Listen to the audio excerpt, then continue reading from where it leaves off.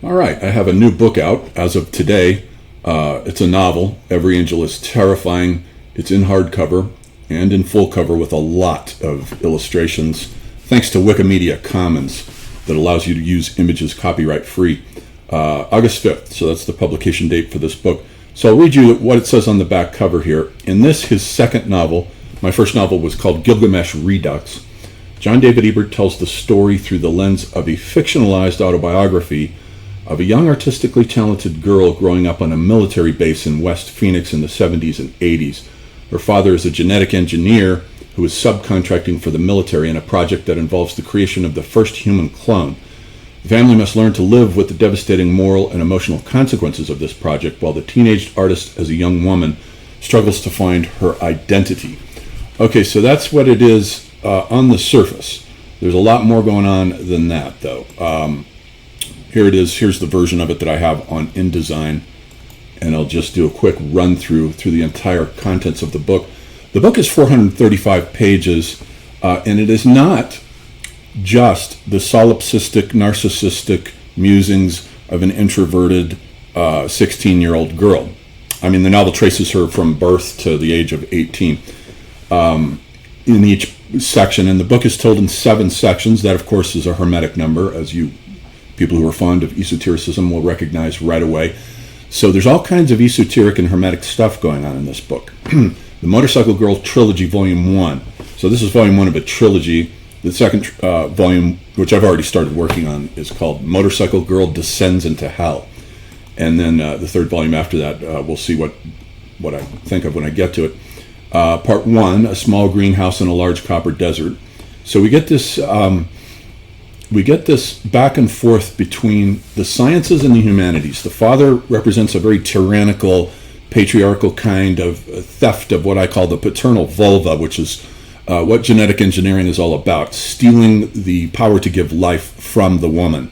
That was already predicted by Mary Shelley in Frankenstein. That myth is still alive and very vital in our civilization. And so it's a back and forth where we don't just have her journals, we have her reading her father's journals after he is dead.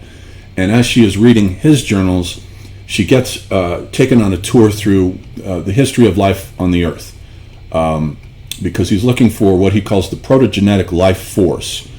And so he's going through all of evolution, the entirety of evolution. So you learn about, as you read this, from a Goethean point of view, because the father is very familiar with Goethe's morphological approach. Part 2 is the journey through Xibalba, which I cast Arizona in the role of the underworld, the Aztec underworld, Xibalba. There's me in a cameo right there on the mini bike when I was 16, roughly, 15 or 16. And then so it's very densely layered, and it's in no way, shape, or form random or a mess, no matter how it strikes the eye at first glance. It's very carefully thought through. We go through Aztec mythology, the entire history of life on Earth, and as well as in Arizona, the geological history of Arizona. Part 3 is called Those Who Favor Fire, which I've taken from the Robert Frost poem, for those of you who know it. And then there are various discussions of the morality, the moral implications of genetic engineering and the making of clones.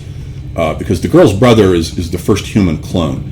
And as you may guess, it of course does not work out to the father's satisfaction. So the family has to deal with the consequences. Part 4 is Dionysus Redivivus. As we go through and look at the life force, formation, transformation, this is from one of Goethe's poems.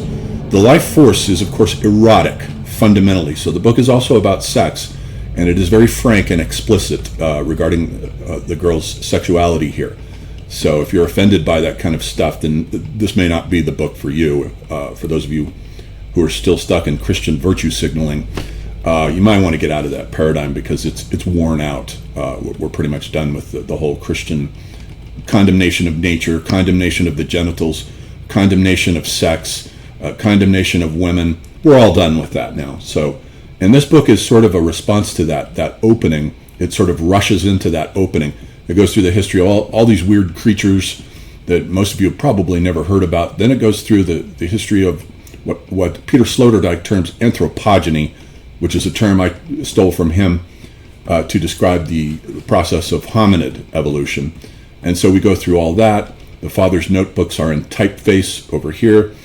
So that's his type, her notebooks, and then her wry, sarcastic comments on the images that she finds in his notebooks and so forth. Part 5, Skyman and Gravity Girl, is a sort of novel within a novel. It's the longest and most elaborate part of the book, and it concerns the girl's love affair with a helicopter pilot, a 23-year-old helicopter pilot, and she's at the time 17. Again, those of you who are virtue signaling about age gaps, let me remind you of something. Peter Paul Rubens was the very great painter. He was 56 years old when he married a 16-year-old girl and had a very happy family with her. Poe married his 13-year-old cousin. So let's get rid of the whole virtue signaling that the law is the same thing as morality. They're not. They're two totally separate things. You have to disentangle that. There's a bunch of sections here on a kind of history of drugs, drug use, and so forth. So it is pretty extensive. There's a lot going on in this book. So it's priced, again, it's available on Amazon, and the list price, which they made me do as a minimum for the amount of color and the type of hardback and so forth, the minimum price is $68. So that's what it's listed as, but they posted it with a 24% discount at $51.42. Keep in mind that the book costs them $40 to print because of how expensive color printing is.